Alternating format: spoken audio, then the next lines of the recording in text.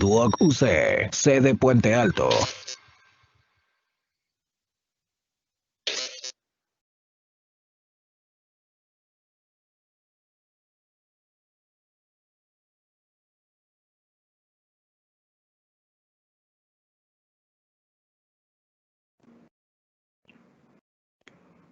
Mario, estamos en vivo.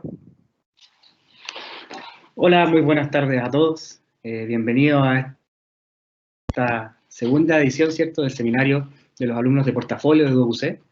Segunda jornada también. Recordemos que ayer tuvimos la jornada de las grandes exponentes, las alumnas Amaranta, Londra y Javiera. Dieron a conocer sus trabajos de estudio de casos, muy interesante por lo demás. Y hoy día nos toca, ¿cierto?, esta segunda jornada donde nos encontraremos con ya predominando y protagonizando género masculino hoy día. Tenemos a Fernando, tenemos a Diego y tenemos a Álvaro hoy día. La temática de hoy día no va a estar tan orientada, ¿cierto?, hacia la ciencia misma del entrenamiento en poblaciones especiales o en la mujer, como vimos ayer, o adulto mayor, sino que va a estar un poco más orientada hacia el área más deportiva de alto rendimiento, en la temática de Fernando y Diego, y posteriormente finalizamos con la parte más aspecto laboral, temas muy interesantes del expositor de Álvaro. ¿Ya? Agradecer que estén todos presentes, muchas gracias por el tiempo que se dan de poder presenciar estos momentos tan importantes para nosotros en la carrera, y vamos a dar inicio entonces a las presentaciones. Por lo tanto, le doy la bienvenida a nuestro primer expositor, ¿cierto?, al alumno Fernando, alumno de portafolio del profesor David Araya, ¿cierto?, alumno destacado de la temática de portafolio. Y Fernando, te doy el pase para que puedas comenzar con tu exposición. Éxito y bienvenido. Muchas gracias. ¿Se escucha bien? Se escucha bien, Fernando. Ok, voy entonces.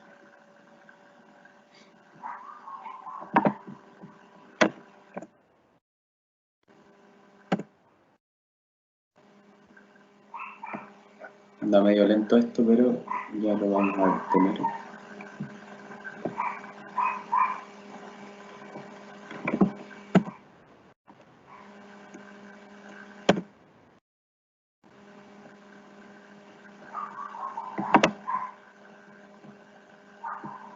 ¿Ahora sí se ve bien? Sí, estamos. Ya, muchas gracias. Bueno, primero que todo, buenas tardes a todos los presentes, alumnos, docentes, a la gente externa igual que vino a participar el día de hoy. Bueno, me presento, yo soy Fernando Pinto, soy egresado de preparación física de Duoc, y el día de hoy lo que vamos a ver, vamos a hacer una revisión metodológica en cuanto al desarrollo de la velocidad para los 100 metros planos. Entonces, los temas a tratar el día de hoy, antes de ir a esta revisión metodológica, va a ser de lo más general a lo específico. Primero vamos a adentrarnos un poco en el atletismo, cuáles son las disciplinas que encontramos, los tipos de velocidad que tenemos en esta modalidad. Posterior a esto vamos a ver los factores que influyen en ciertas manifestaciones de la velocidad. ¿Por qué cierta? Más adelante lo voy a mencionar. De ahí nos meteremos de lleno a lo que son los 100 metros lisos y las fases de velocidad que vamos a encontrar en ellas. ¿Qué fuerzas son las que debemos entrenar en cuanto a la modalidad de la competencia? Luego veremos una investigación en cuanto a la estrategia muscular, cómo cambia en cuanto se va aumentando la velocidad. Y luego de lleno esta revisión metodológica y ciertas conclusiones como cierre. Entonces, antes de comenzar me gustaría explicarles el por qué elegí la velocidad. Y un ejemplo vendría siendo, por ejemplo, la fuerza. La capacidad fuerza, para aumentar la fuerza necesitamos más que nada tener una adaptación muscular, ¿cierto? Y ahí podemos ir aumentando carga y ahí vamos a tener un aumento de fuerza. En cambio, la velocidad necesita un complejo de capacidades para tener un desarrollo en esta, es decir, necesitamos su resistencia específica, necesitamos fuerza, necesitamos flexibilidad por el tema de las palancas, necesitamos también capacidades coordinativas. ¿Qué quiere decir esto? Coordinación, agilidad, todo esto lo vamos a englobar para tener un aumento en la velocidad. Bueno, sin preámbulo, atletismo viene de la palabra griega aletos, que significa esfuerzo. Y esta fue la palabra que se denominó para abarcar ciertas disciplinas. ¿Qué disciplinas tenemos? Tenemos las carreras, los saltos, los lanzamientos, las marchas y las pruebas combinadas, que son como los decatlones, heptatlones. Bueno, el atletismo tenemos datos como de los años 700 a.C., ahí se ven que se hacían pruebas en cuanto a su esfuerzo, hacia sus capacidades, y pasaron los años, pasaron pruebas amateurs, hasta los primeros Juegos Olímpicos y reglamentados que fueron, ahí como está la foto, en el Estadio Olímpico de Atenas en el 1896. Había harta gente en ese entonces. Y lo que iba a ser este año, que era el Estadio Olímpico de Tokio, los Juegos Olímpicos de Tokio, que por temas de pandemia se tuvo que, se corrió para el año 2021. Ahora, ¿qué tipos de velocidad encontramos? Hay un sinfín de autores que agrupan la velocidad de diferentes maneras. Yo me voy a basar en Schiffer, que lo cita en John Winnick, Entrenamiento Total, por si les interesa, y él agrupa la velocidad como velocidades puras y velocidades complejas. Y ellos se van a diferenciar entre cuánto incide la capacidad fuerza en ellos. Es decir, las puras van a tener poca incidencia de fuerza y las complejas tienen una mayor incidencia de fuerza. En cuanto a las complejas, vamos a tener solo dos, que va a ser la velocidad de la fuerza, que vendría siendo fuerza explosiva, y la resistencia a la velocidad. En cuanto a las puras, tenemos la velocidad de reacción, que va a ser una reacción ante un estímulo lo más rápido posible. Vamos a tener la velocidad gestual, que van a ser movimientos segmentarios o acciones deportivas, ya sea segmentarias, ya sea el lanzamiento, por ejemplo, o más global, que abarque todo el cuerpo como un mortal. También tenemos la velocidad de desplazamiento, que va a ser el desplazamiento desde un punto a otro lo más rápido posible. Entonces, dicho esto, ¿cuáles son los factores que influyen en la velocidad? Primero que todo tenemos el factor genético, y aquí el más importante va a ser el talento. Y ahí sale la frase de que si el velocista nace o se hace, lo vamos a mencionar más adelante. Entonces, el talento es la capacidad innata de poder realizar acciones veloces, de la capacidad del sujeto de realizar cualquier deporte de forma muy sencilla. Otro factor genético va a ser el sexo, pero no hay diferencia entre la velocidad entre el hombre y la mujer, pero como incide la fuerza, la capacidad fuerza en la velocidad, por eso se dice que el hombre tiene un poco mayor de velocidad. En cuanto al factor circunstancial, son los factores psicológicos o los factores del momento al momento de entrenar. Y ahí se encuentra, por ejemplo, el estado de salud, la fatiga del sujeto, si nuestro deportista durmió bien, la hora del día, la temperatura, el terreno, si hay altitud, si hay viento, todo eso va a ser del momento, es decir, de la circunstancia. Pasamos al factor físico. El factor físico van a ser las que condicionan ciertas manifestaciones de la velocidad. ¿Por qué le digo ciertas? Porque la velocidad de reacción es genética, es hereditaria. Entonces, con el entrenamiento es poco modificable, es un porcentaje muy poco. Entonces, como factores físicos tenemos la amplitud de zancada, la frecuencia de zancada y la velocidad de movimiento segmentario. En cuanto al factor fisiológico lo vamos a abarcar en dos grupos que van a ser el factor nervioso y el factor muscular. Y en el factor muscular también lo vamos a dividir en dos, como no modificables y modificables con el entrenamiento. Entonces, como no modificables, que viene más determinado por genética, tenemos la longitud de la fibra muscular. No quiere decir que el más alto va a ser el más rápido. A lo que voy con la longitud de la fibra es debido a las palancas que van a ejercer. Va a tener una mayor amplitud el sujeto. Tipos de fibra. ¿Cuáles son las fibras que predominan acá? Las fibras 2, las fibras blancas, las fibras que son de contracciones rápidas. Y por último, la viscosidad. Las modificables con entrenamiento vamos a tener la tonicidad muscular, la elasticidad y la masa muscular, que cada vez está siendo más predominante en los atletas o velocistas de 100 metros planos. Ustedes pueden ver que los atletas no miden más de 1,80, 1,90 y llegan a pesar 100 kilos muy fácilmente. Y el otro factor va a ser el factor nervioso, y ahí van a estar todas las vías y los centros nerviosos, que se van a encargar de recibir esa percepción en cuanto al estímulo y decirle a las fibras musculares que se contraigan. Entonces, como podemos ver acá en el video, me dicen si se está reproduciendo, creo, no se demora. Bueno, ahí podemos ver cómo el factor nervioso le está mandando señales a las fibras musculares. Dentro de estas fibras musculares vamos a tener un sinfín de miofibrillas y dentro de estas vamos a tener los sarcómeros. Dentro de estos sarcómeros tenemos lo que es la actina y la miosina. Si la actina se desliza muy rápidamente es porque el sujeto posee más fibras blancas, es decir, fibras de contracciones rápidas. Entonces, de lleno a lo que son los 100 metros lisos. Los 100 metros lisos, como su nombre lo dice, es una carrera lo más rápido posible en 100 metros sin obstáculos. Llegan 8 competidores a la final a través de una clasificación enorme, son muchos los competidores. Los mejores tiempos se van determinando en cuanto a su clasificación, obvio, y se van determinando los carriles. Los carriles del medio van a ser los mejores tiempos y así los van a ir distribuyendo hacia las orillas. Entonces, ¿cuáles son las fases de velocidad que vamos a encontrar en los 100 metros? Velocidad-reacción, que ya la mencionamos, la aceleración, que va a ser la capacidad de aumentar gradualmente la velocidad del sujeto hasta alcanzar la velocidad máxima o hasta que se detenga. La velocidad máxima, que va a ser la máxima velocidad realizada por el sujeto, y la resistencia a la velocidad o la desaceleración, que va a ser resistir esa velocidad máxima o que la desaceleración en los metros finales, es decir, que la velocidad máxima no decaiga tanto. Y aquí podemos ver un atleta, Green, con su tiempo, y podemos ver cómo son las fases de velocidad. Se puede ver que se produce una aceleración hasta casi los metros 60, 70, y de ahí se mantiene una resistencia a esa velocidad máxima. Y los últimos 20 metros que van a ser, obviamente, desaceleración, y eso es lo que el velocista trata de que sea lo menos posible.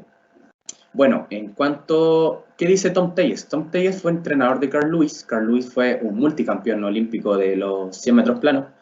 Y él va a asignar por porcentajes la importancia de cada fase. Él dice que la aceleración y la velocidad máxima son los más importantes. Pero yo quiero hacer un hincapié en la resistencia a la velocidad. Muy importante, digo, que son los metros finales de la velocidad. Lo saben los 100 metros lisos. Entonces, veamos si tenía razón Teyes. Acá metí otro autor que es Popov, también lo menciona en el entrenamiento total, y también dice que la aceleración y la velocidad máxima también inciden más en el aumento de velocidad, y sin dejar de lado la resistencia a la velocidad. Bueno, esta investigación se hizo en la Universidad Politécnica de Madrid el año 2014, y lo que nos va a decir es que los velocistas crean estrategias para dosificar y controlar el ritmo de carrera. Me dirán, es imposible si van a un ritmo súper rápido, pero así es, ellos tienen que controlar ese ritmo debido a las vías energéticas. Ellos lo que están quemando son los fosfágenos y como todos sabemos, dura no más de 10 segundos, entonces hay que retrasar ese ácido láctico en el cuerpo y así la fase de desaceleración va a ser menor. Entonces, tenemos estos 4 grupos que fueron agrupados en cuanto a sus tiempos en los 100 metros planos. Los grupos 3 y 4 son, entre comillas, más lentos, no pasan de los 11 segundos en los 100 metros. Y el grupo 1 y grupo 2 van a ser los más rápidos. Grupo 1 tenemos a Safa Powell, a Bolt, a Green, todos velocistas súper conocidos. Entonces, ¿qué podemos observar? El grupo 3, en los metros 20, se puede ver que tiene una mayor aceleración que el grupo 2 y casi similar al grupo 1. O sea, quiere decir que ya está gastando su energía lo más rápido posible y esto va a traer consecuencias en los metros finales. Entonces, en los metros de los 30 a los 80, podemos ver que el grupo 1 y el grupo 2 alcanzan su velocidad máxima en los 60 metros y su resistencia a la velocidad no decae de 5 milisegundos, creo. En cambio, el grupo 3 y 4 alcanza su velocidad máxima casi a los 70 metros y decae y es notorio su desaceleración. Entonces podemos observar que sí es efectivo que los velocistas controlan su ritmo de carrera y controlan su dosificación. Bueno, en cuanto a la fuerza, ¿cuál va a ser la fuerza que vamos a entrenar en la prueba de los 100 metros? Bueno, cuando uno habla de fuerza, obviamente uno necesita una base muscular, ¿cierto? Necesitamos tener una adaptación anatómica a ciertas cargas. Al adaptarnos muscularmente a esas cargas, podemos ir subiendo las cargas. Al subir las cargas, podemos sacar nuestra repetición máxima. Teniendo esa repetición máxima, tenemos fuerza máxima. Y al tener fuerza máxima, podemos ir jugando y paseándonos por las diferentes manifestaciones de fuerza. Ahora, necesitamos saber las fuerzas de los 100 metros planos. Entonces, independiente de todas estas fuerzas que van a estar aplicadas, todo va determinado de la fuerza externa que se está produciendo, que en este caso va a ser el suelo y la fuerza gravitatoria. Entonces, dicho esto, ¿cuál es la fuerza que vamos a entrenar en los 100 metros planos? Primero que todo, la fuerza útil. La fuerza útil, en este caso, va a ser la fuerza horizontal, sin dejar de lado la fuerza vertical, que también nos va a dar ganancias de velocidad. La otra fuerza que vamos a trabajar va a ser la fuerza máxima, que va a ser la máxima fuerza ante una carga. Necesitamos potenciar todo lo que es tren inferior. Otra fuerza va a ser la fuerza explosiva, debido a la producción de fuerza por unidad de tiempo, que es demasiado corto el contacto con el suelo, y debido al poco contacto con el suelo, necesitamos trabajar las fuerzas reactivas, más específico todavía, la reflejo elástico explosiva. Entonces, vamos ahora. Esto es otra investigación que nos va a decir la estrategia muscular, cómo cambia en cuanto va aumentando esta velocidad en un deportista. Esto se realizó en un laboratorio de biomecánica en el Instituto Australiano del Deporte el año 2004. Y esto agrupó 9 velocistas, los hizo correr a diferentes velocidades. Ahí podemos ver las 4 velocidades que encontramos. Y se sacó una media, lo llevaron a una tabla para buscar lo que era la frecuencia de zancada, amplitud de zancada, el contacto del atleta con el suelo y los pics de fuerza que realiza cada músculo en cada velocidad.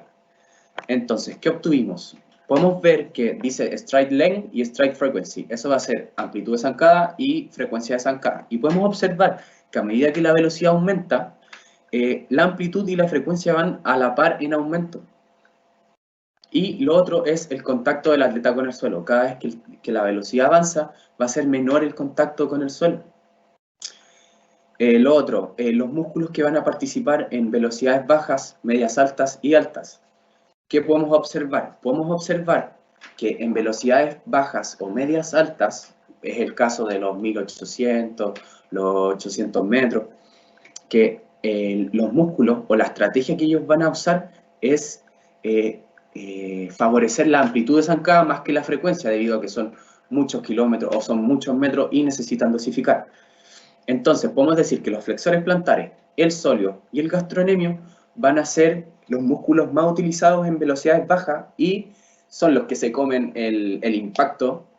El tibial anterior, el que produce la dorsiflexión, cosa de que nuestro pie no se arrastre, busca mayor amplitud. Entonces son esos músculos los más importantes. A la hora de que la velocidad aumenta, esta estrategia muscular cambia.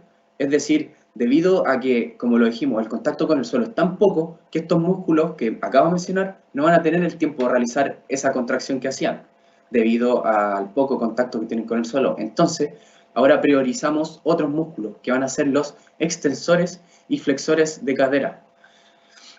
Entonces, ¿cuáles van a ser? Vamos a tener las tres porciones del isquiotibial, vamos a tener lo que es el glúteo mayor y recto y el psoas ilíaco.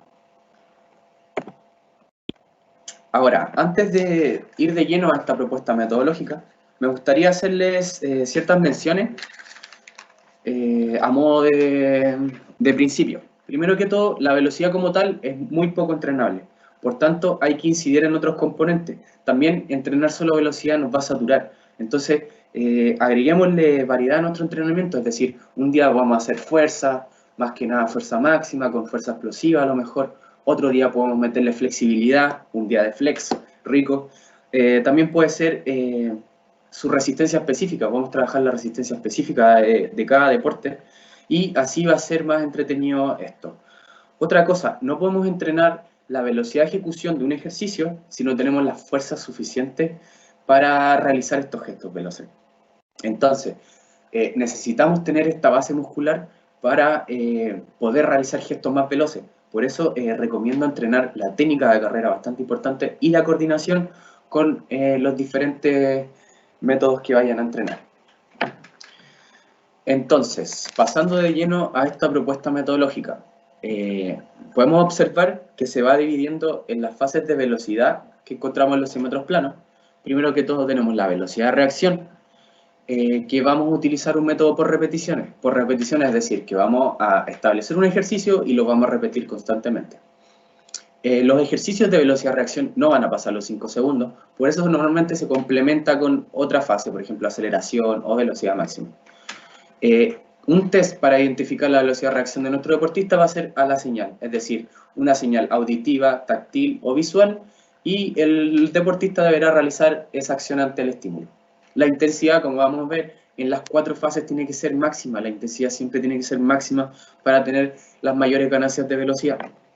La serie y los reps aquí puede ir determinado por el profesor y por el atleta en sí, pero acá van a ser 4, 5, 6 repeticiones, acá pueden ser súper altas debido a lo corto que es el ejercicio. Los descansos entre series 1 a 2 y ejercicios 2 a 3 minutos. ¿Qué ejercicio? Podemos variar la salida de las posiciones, es decir, de espalda a la meta, sentado, acostado. Podemos agregarle otro estímulo que sea un rival, así va a ser más entretenido. Ahora, aceleración. Tenemos 2 métodos. Y en aceleración, aquí vamos a ver la fuerza explosiva, fuerza máxima, fuerza reactiva y lo que es carreras. Entonces, ¿qué métodos vamos a usar? Por contraste y por repeticiones. Por contraste, ¿qué quiere decir esto? Que vamos a mezclar cargas altas con cargas bajas. Es el caso, por ejemplo, si vamos a trabajar fuerza máxima con fuerza reactiva. Podemos trabajar un poco con peso y después a lo mejor solo el peso del atleta. Test para medir la aceleración van a ser carreras cronometradas de 20 y 30 metros o, que es lo mejor para determinar las 4 fases, carreras cronometradas de 100 metros tomando los tiempos cada 10 metros. Así podemos ver en qué metros son los que acelera, en qué metros son los que decae esa aceleración, cuánto dura su velocidad máxima. Todo eso lo debemos ir anotando, lo importante es ir anotando todo. La intensidad siempre va a ser máxima, como lo mencionaba, a no ser que en temas de fuerza, que trabajemos con pesas y con mancuernas, ahí se trabaja con porcentaje. Las series van a ser de 3 a 5 y las repeticiones van a ser súper bajas debido a la intensidad de estos ejercicios. Las pausas, si vamos a trabajar en cuanto a la pista atlética, recomiendo que sea 1 minuto cada 10 metros las pausas. Así va a ser una pausa completa y así baja la acidificación o el lactato y así no se nos fatiga nuestro atleta. ¿Qué ejercicios tenemos en aceleración? Tenemos multisaltos, saltos pliométricos, saltos unipodales, saltos verticales, horizontales. Todo esto nos va a dar más ganancias de explosividad. Tenemos fuerza explosiva. La fuerza explosiva aquí es súper determinante en cuanto a la aceleración. Necesitamos acá que el atleta tenga una resistencia, por ejemplo, una banda elástica, trineo o un chaleco lastrado, y, por ejemplo, 5 metros con ese peso, que se lo saque y ¡pum!, que explote esa potencia que va a tener nuestro atleta. En cuanto a la velocidad máxima, vamos a tener 2 métodos, uno bastante entretenido. Bueno, tenemos el por repeticiones también, y supravelocidad, que lo voy a mencionar un poco más adelante. ¿Cómo vamos a calcular la velocidad máxima? Carreras lanzadas. ¿Qué quiere decir esto? Que el sujeto ya venga con una carrera y cuando pase los 30 metros, tomo el tiempo hasta otros 30 metros, o sea, hasta los 60 metros. O carreras de 100 metros. La intensidad máxima, de nuevo, siempre va a ser máxima y las series de repeticiones van a ir aplicadas y determinadas por el profe o por ustedes mismos. Pero recomiendo no sobrepasar los 600 metros de volumen total del entrenamiento. ¿Cómo se trabaja la velocidad máxima? Tenemos 2 formas, en cuanto a la técnica de carrera y en cuanto a la frecuencia de los movimientos. Entonces, técnica de carrera lo vamos a dividir por segmentos, es mejor entrenarlo así. Es decir, vamos a trabajar el balanceo de los brazos y el movimiento de las piernas por separado. Y en cuanto a frecuencia, tenemos todo lo que sea frecuencia, skipping, taloneo, skipping ruso, zancadas, todo eso nos va a servir. Y ahora la resistencia a la velocidad. Se me olvidó mencionar lo que era la supravelocidad. Llega un punto en que el velocista y su cuerpo no puede superar esta velocidad máxima, debido como que el cuerpo se adapta a esa velocidad, no se puede pasar. Eso se llama barrera de la velocidad. Y aparece otro término que va a ser la supravelocidad, que es ayudar a nuestro velocista a que supere esa velocidad máxima. ¿Y cómo lo vamos a hacer? Con inclinaciones. Es decir, buscar un terreno que tenga cierta inclinación, no pasar el 5% de esa inclinación, debido a que va a afectar temas óseos y ligamentosos en cuanto a rodilla, tobillo. Y también lo que podemos usar son los arrastres, trineos, tenemos paracaídas y ciertos implementos. En cuanto a la resistencia a la velocidad, ¿qué métodos vamos a usar? Tenemos los fraccionarios y interválicos. Recomiendo el fartlek. El fartlek es un método que junta intensidades altas e intensidades bajas. ¿Qué quiere decir esto? En el caso de, por ejemplo, se puede tomar en metros o en minutos. Uno puede correr 2 minutos y va a trotar 1 minuto. En cuanto a metros, pista atlética, 400 metros en escala de Born del 1 al 10, un 9, y después 1 minuto o 100 metros de 5 en escala de Born. A eso vamos con pausas activas, o sea, no se para nunca. Y así vamos a buscar la resistencia específica. Acá van a ser las pausas completas, obviamente. Y otro ejercicio para aumentar esta resistencia a la velocidad va a ser correr distancias más largas a lo que está presupuestado. Entonces, por ejemplo, si la carrera es de 100 metros, tirarlo a correr 140 metros, 130 metros. Así se va a acostumbrar a los 100 metros y va a tener una resistencia mayor. Bueno, esta propuesta ustedes la pueden buscar o encontrar en los libros que salen ahí abajo. Uno es por Manuel Vinoza López y el otro Jan Resant. Y los pueden encontrar ahí en esos libros. Ahora, lo que estábamos mencionando antes, ¿el velocista nace o se hace? Bueno, obviamente vamos a encontrar dos corrientes, dos posturas. Los que dicen que el velocista nace, es decir, que posee ciertos genes, cierto potencial genético que va a favorecer ciertas capacidades físicas y van a poder realizar deporte de una manera más sencilla. Y los que dicen que no, todo va en los años de entrenamiento, la experiencia, a veces las circunstancias de la vida y los sistemas de entrenamiento, es decir, el velocista se forma. Y hay una tercera corriente que acepta las dos, es decir, que le toma importancia al potencial genético que tiene este atleta y con correcto entrenamiento se va a formar el velocista de élite. Pero eso.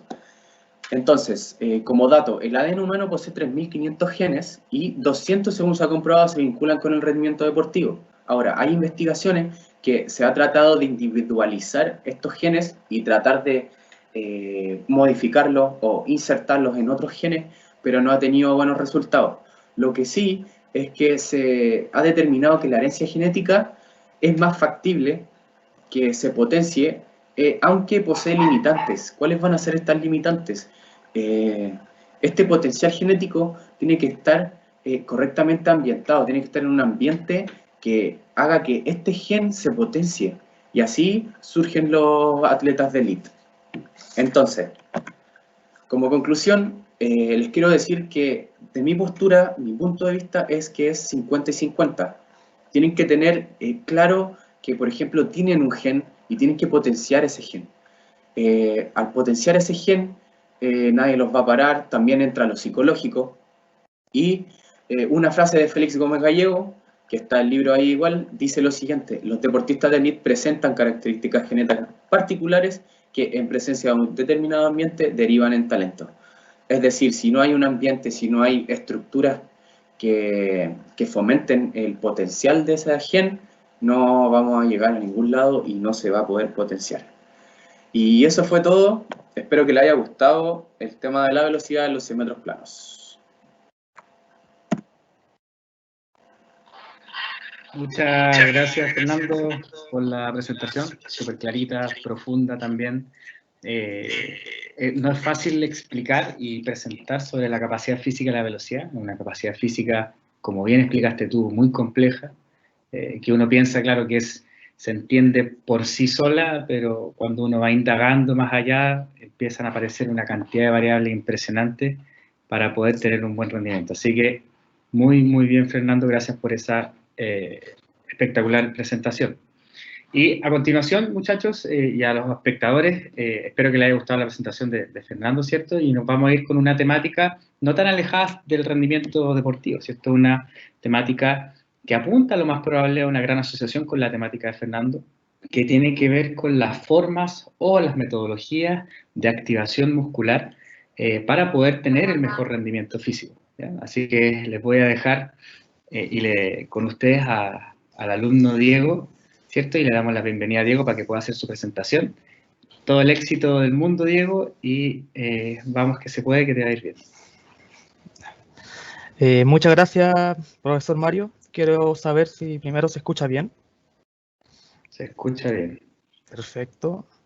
procederé a compartir mi pantalla y debería mostrarse ahí el PPT. ¿Me confirman, por favor, si es factible eso? Sí. Ya.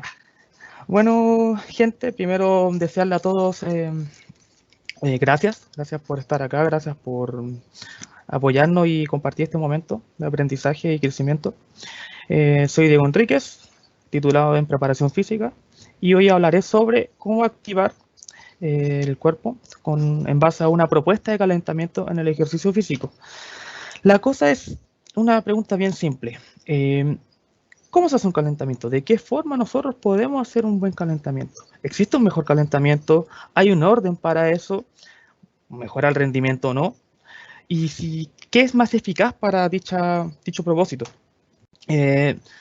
Acá me he respaldado en un estudio que dice que se aumentó el rendimiento de los 79% del grupo de estudio al integrar un calentamiento. Esto lo que nos dice es que sí, es necesario un calentamiento. Se obtuvo un criterio en base a un montón de tipos de calentamientos distintos, o no tan distintos, según el criterio, donde, posterior a eso, se obtuvo el criterio en base cualitativa para ver si hubo una mejoría con respecto a los parámetros que se brindan con anterioridad para este uso. Y se ha demostrado que, en este lado, como pueden ver en el gráfico, la mayoría de las personas en el grupo sí sintieron que hubo una mejoría con respecto a su rendimiento.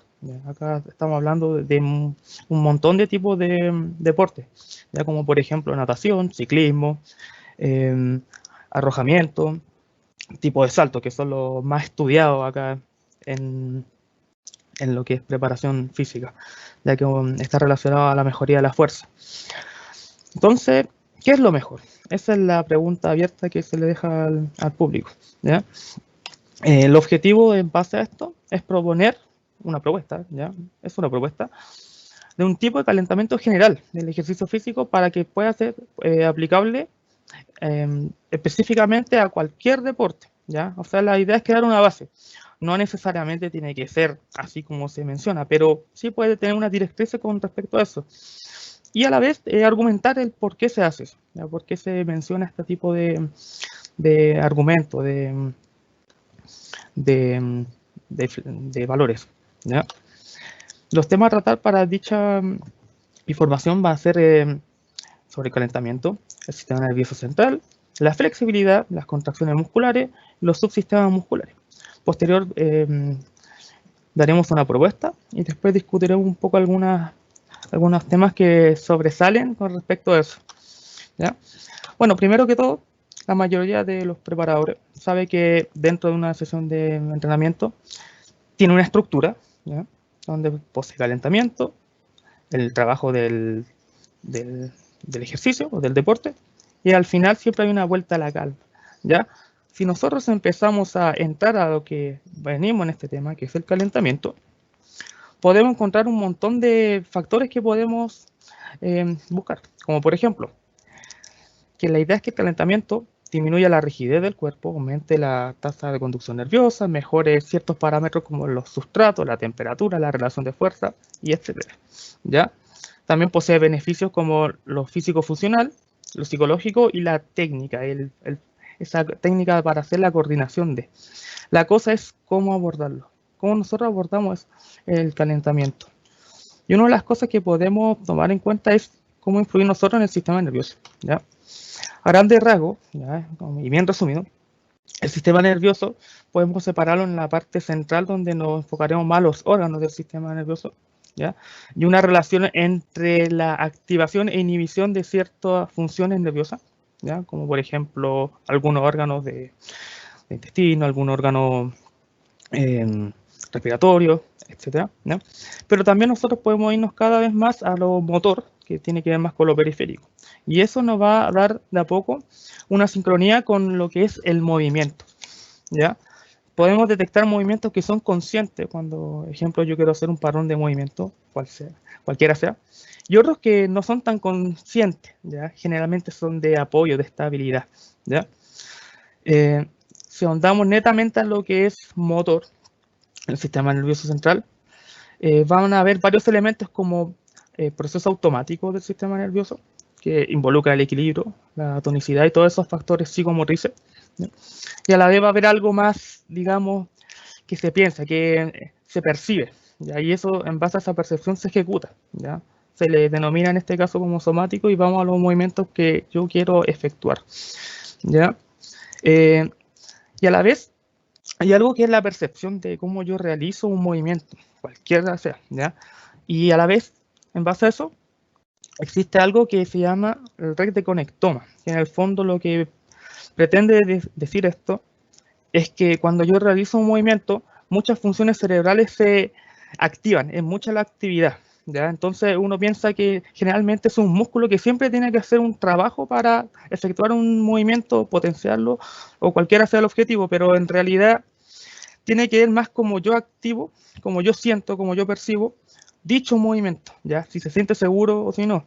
Si tiene un ejemplo, un historial de lesiones y ve que hay un dolor de cierto lado, el cuerpo va a intentar hacerlo de la forma que más pueda. Y ahí el red de conectoma empieza un poco a hacer su pega, de hacer el movimiento. La cosa que eso puede generar, disculpen, algún desbalance o algún otro síntoma, ¿ya? Y eso hay que verlo porque si no podemos tener una lesión o algo que no nos guste y ahí tenemos que frenar y más o menos reestructurar el tipo de entrenamiento que tenemos y tenemos que implementar, ¿ya?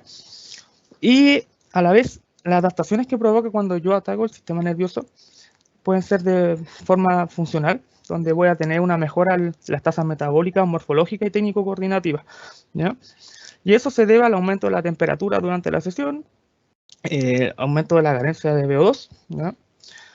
También disminuye la probabilidad del sistema inmune, de que estemos más preparados para afrontar algo que nos pueda afectar al sistema inmune, y mejora la estabilidad física, ¿ya? Y a nivel neuromuscular, que es a lo que va el tema, mejora la conductividad nerviosa para dicho activación de un músculo, por ejemplo, y en base a eso mejora la coordinación intramuscular y la inhibición neuromuscular. También mejora la coordinación intermuscular, que era la que me faltó mencionar. Y en el fondo el esquema que pongo al lado es para que vean que es una adaptación progresiva, ¿ya? O sea, el cuerpo se adapta en verdad a cualquier estímulo, si está bien estipulado, si está bien, en nuestro caso, planificado. Y con eso se puede hacer, la verdad es que grandes cambios, ¿ya? Con respecto a la flexibilidad, que es un tópico bastante largo, ¿ya? Acá se hizo un resumen de más o menos cuáles eran los factores más necesarios con respecto al calentamiento, ya que la flexibilidad aborda un montón de temáticas, ¿ya? Algunos de los factores a nivel, digamos, fisiológico que interesa abordar es el aumento de la temperatura. Yo con la flexibilidad puedo aumentar la temperatura de ciertos tejidos, ¿ya? Puedo aumentar la extensibilidad y disminuir la rigidez a mayor temperatura. Y cuando yo disminuyo eso pasa lo contrario. Me vuelvo más rígido y disminuyo la extensibilidad de las regiones del patrón de movimiento. Y también con respecto a los factores estructurales, que es lo que abordaremos también, es que podemos atacar los músculos y las fascias. Ahora, ¿cuál es el tema entre esta relación? A veces, cuando nosotros hacemos un movimiento, lo dejamos de hacer, más bien dicho, empieza una serie de alteraciones en el cuerpo. O sea, si yo muevo mucho un patrón de movimiento y, digamos, está hiperactivo, a la vez le doy el trabajo adecuado para que ese patrón no tenga una descomposición a mediano o largo plazo, empiezan a pasar estas cosas de que hay músculos muy activos, otros que no están haciendo su trabajo, ¿ya? Entonces ahí empiezan músculos hasta muy activos, sobreactivación, y otros que están inhibidos, ¿ya? Y en base a eso la fase se va adaptando y ahí existe como ese concepto de stiffness o de rigidez que uno siente, ejemplo, como en la ilustración de acá, de que el compadre tiene un aspecto cifótico en el cuello, que va hacia adelante. Entonces, claramente eso se puede adaptar, ¿ya? La cosa es, ¿de qué forma se puede abordar? Nosotros podemos abordarlo de forma muscular, en base a un entrenamiento, una activación específica para darle función. Y también hay algunas metodologías como las liberaciones miofaciales que también pueden ayudar a cortar esa rigidez de cierto músculo, de cierto patrón de movimiento, ¿ya? Eso está en discusión en realidad, porque hay autores que dicen una cosa, otros que dicen otra, pero sin embargo siempre es muy individual el tema de cómo implementar eso. Hay gente que prefiere hacerlo antes, prefiere hacerlo después, hay gente que le perjudica y otra que no. La verdad es que es muy individual ese tema, pero está bien, me parece que está bien decirlo como información importante para esto. Entonces, ¿cómo yo aplico la flexibilidad para un calentamiento? ¿Ya? Recordando que esto solamente es para el calentamiento. Tiene que ser de carácter activo y el objetivo es usar el ROM de trabajo. ¿Ya? Recordando que puede haber un ROM final de cierta estructura a nivel anatómico. ¿Ya? Yo tengo que usar el ROM de trabajo en base a lo que voy a hacer. Nunca dejando de lado que si puedo aumentar ese ROM, o sea, rango de movimiento, no lo tengo que dejar de lado. ¿Ya? Sí, porque en el fondo a mediano plazo igual puede acortar muchos patrones de movimiento que en la vida al día a día se pueden usar. Entonces, si después inhibo eso, o sea, ya empiezo a apagar ciertos músculos, puedo tener una reducción de rendimiento, una reducción hasta la calidad de vida. Así que igual es necesario de alguna forma optimizar eso de por vida. ¿Ya? Forma de usarlo, como mencioné, de forma más activa, por eso está resaltado en amarillo, que es de qué forma se puede hacer, como por ejemplo movilidad específica, como por ejemplo balístico, como por ejemplo quizás una activación de facilitación neuromuscular puede ser interesante agregarlo en algunos trabajos, siempre activo, nunca con velocidad cero estático, ¿ya? Y la propuesta en base a la flexibilidad es que se haga primero una movilidad articular para la lubricación de las articulaciones, una movilidad global que predispone el ROM de trabajo para el ejercicio de deporte que vamos a hacer. Entre ellos se integra el balístico, ¿ya? Las coordinaciones de los patrones de movimiento de las cadenas musculares y después una movilidad cada vez más específica. Y ahí nos vamos cada vez, como se va a ver en todos los tips de esta propuesta, que va de algo general a lo específico, ¿ya? Vamos al punto de las contracciones musculares, que como recordatorio, decir que siempre se parte de algo micro, como una contracción de la miofibrilla, de los filamentos de miocina. Cuando yo voy englobando eso, voy haciendo, entre comillas, macroestructura, como el sarcómero, englobo más sarcómero, hago el filamento, la miofibrilla, después acumulo más fibrilla hasta que ya llego a lo que son tiras de músculo, y así llego al músculo en sí. Y recordar que también la contracción muscular se deriva de un potencial de acción que libera cierta tensión nerviosa para la liberación de calcio, donde ahí la contracción se realiza en base a los puentes de actina y miocina, y después llega hasta un cierto punto donde no hay más capacidad y se tiene que devolver el calcio. Y ahí ya el músculo pasa de contracción a estiramiento, ¿ya? ¿Qué es lo importante con respecto a eso? Que nosotros podemos hacer de las contracciones 3 formas, ¿ya? Que son las más usadas en lo que es deporte, en el ejercicio físico más que todo. Tenemos la parte concéntrica donde los vientres se acercan, ahí el músculo se acorta, y lo relevante de esto es que es la que más genera activación muscular, o sea, ya tengo un punto ahí a abordar, que en contracción concéntrica activo de forma nerviosa más el músculo. Podemos también pasar a lo que es la contracción excéntrica, que es cuando los vientres se alejan, ¿ya? Tenemos que lo que nos brinda como beneficio esta contracción excéntrica es que puede mejorar mucho la fuerza, ya que resiste más sobrecarga, por así decirlo, esta fase que es la concéntrica. O sea, yo acá puedo agregar trabajos supramaximales, ¿ya?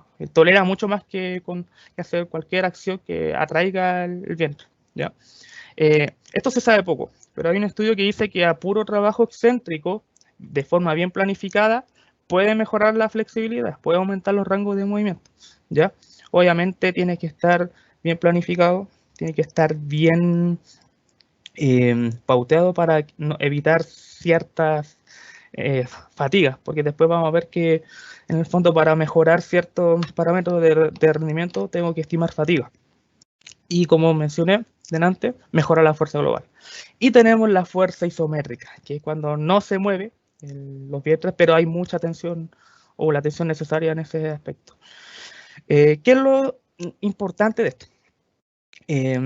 Dicho rápidamente, existe algo que se llama potenciación por activación, que en el fondo nos ayuda a activar mejor las fibras y tener una mejor capacidad de reclutamiento en base a hacer un trabajo un poco más intenso del propuesto. Recluto otro tipo de fibras, generalmente las tipo 2B, en base a un porcentaje de la carga que no sea al límite, pero sí que se puede hacer. Entonces, esto se puede y se enseña mucho que es de manera dinámica, ¿ya? Fuerza máxima dinámica o submáxima dinámica, y se puede ver de forma concéntrica, pero también se puede ver de forma isométrica, y lo importante de verlo de forma isométrica es que puedo abordar algo que se llama sticking point o punto de estancamiento, donde, ejemplo, puede existir una parte rezagada de un movimiento donde el atleta o persona tiene dolor o tiene peor rendimiento, y es porque le falla justo esa zona, y yo puedo hacer contracciones isométricas para mejorarla de forma específica, ¿ya? A la vez que es súper fácil de emplear porque requiero empujar o hacer una tracción de algo sin tanto material, como por ejemplo empujar una muralla. Ya no necesito un equipo tan sofisticado para realizarla. Y también hay mucho musculatura, mucho patrón de movimiento que estabiliza, ¿ya? Y eso es lo que vamos a abordar ahora, que hay movimientos que tienen que estabilizar. Y eso puede mejorar la calidad de vida y a la vez el rendimiento, ¿ya? Entonces, pasando al otro tópico, tenemos nosotros algo que se llama subsistemas musculares, que en el fondo lo que nos menciona es que puede existir una coordinación intermuscular para realizar un patrón de movimiento específico, como una inclinación, una rotación o transferencia de un patrón, ejemplo de pateo, donde te necesito todo un patrón de movimiento cruzado desde el pie hasta el otro hombro, ¿ya? Sin embargo, el que más me interesa destacar es la base, que es el subsistema intrínseco, donde yo tengo que abordar musculatura que estabiliza. Ya vamos a ver que la estabilización es muy importante para mejorar muchas cosas, ¿ya? La función principal es la estabilización, esa es la de este subsistema muscular, ¿ya? Generalmente está constituido por los músculos respiratorios, transverso y diafragma, que nos ayuda a una sinergia respiratoria. También músculos más internos como los multífidos, que son en musculatura paravertebral, que ayuda a que la columna no colapse si está de manera isométrica en una extensión o en una flexión. Y hay músculos que van por debajo de, por decirlo, de la cadera, que es el suelo pélvico, que también va a asistir a esta estabilización cuando yo hago un gesto donde tenga que no moverme o soportar una carga muy, muy intensa, ¿ya? Ellos nos van a ayudar a mejorar eso.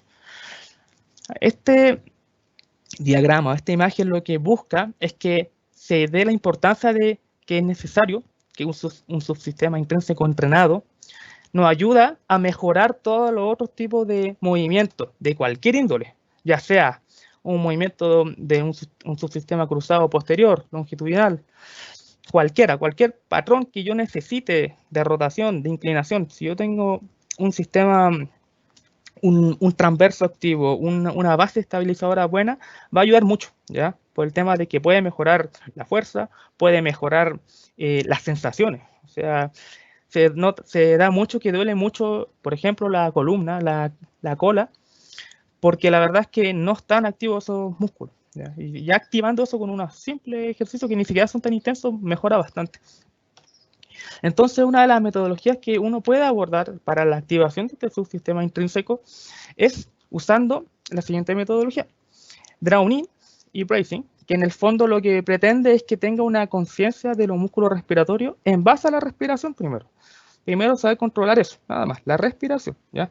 Como por ejemplo, el Valsalva, disculpen, que en el fondo es hacer una contracción isométrica fuerte con los músculos inspiradores, sobre todo el diafragma, el transverso que activa más, ¿ya? Si yo ya tengo potenciado eso, la verdad es que ya puedo transferir a mejorar mi rendimiento, como por ejemplo, levantar con mucho peso una sentadilla, o quizás eso me va a ayudar a que mejore esa fuerza para posterior correr más rápido, por ejemplo, ¿ya? Si lo transfiero a carrera. Entonces, la metodología que nos propone Beth Huizing, no sé si lo pronuncié bien, es que primero tengamos una activación y coordinación de esta musculatura, ¿ya? En base a la pura respiración. Tengamos también algo que se llama co-contracción muscular local más contracción isométrica en distintas posturas. Acá ya empezamos a cuando ya está estable el abdomen, puedo hacer un gesto distinto para que yo pueda, digamos, empezar a sincronizar en base a esa activación del sistema nervioso, cómo yo puedo potenciar dicho patrón. Y eso después, obviamente, tengo que transferirlo en base al ejercicio del deporte, lo que sería el próximo paso, ¿ya? Entonces, en resumen de toda la información que se aborda, porque es bastante teórico y son varios estudios. El calentamiento, para abordar el sistema nervioso, tiene que existir una predisposición del organismo, tiene que tener un orden de los patrones de movimiento, de cosas simples a complejos, y a la vez tiene que ver mucho con la percepción que yo con la que voy a estar dispuesto para hacer el ejercicio, ¿ya? ¿Cómo yo puedo identificar eso? Si yo no me siento seguro para correr, por ejemplo, y sé que me duele la cola, voy a evitar que me duela para seguir corriendo, pero voy a perder quizá eficacia por acomodarme. Entonces, si yo mejoro esa percepción, en base obviamente a una activación, a todo lo que vamos a ver más adelante, me voy a sentir más cómodo, puedo aumentar mi rendimiento, no voy a tener dolor, voy a sentirme más seguro y voy a poder seguir mejorando, ¿ya? Con respecto a lo que es la flexibilidad, va a mejorar el parámetro de temperatura y los rangos de trabajo activos que va a realizar acá la persona. Y con respecto a las contracciones musculares, tiene que haber activaciones de músculos muy específicos, si es necesario.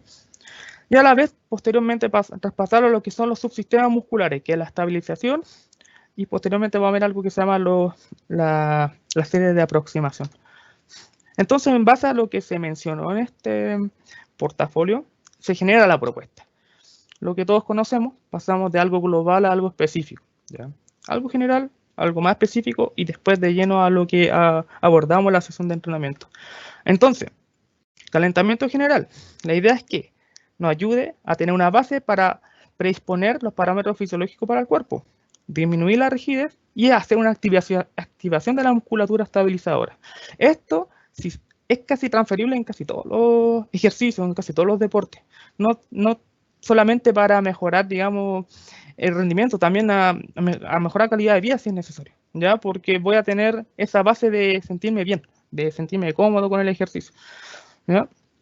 Posteriormente vamos a ir a lo que es el calentamiento específico, donde ya voy a empezar a ampliar mi ROM de trabajo, el rango de movimiento que voy a usar, las activaciones musculares específicas, lo que yo voy a hacer, y el uso de las cadenas musculares o patrón de movimiento.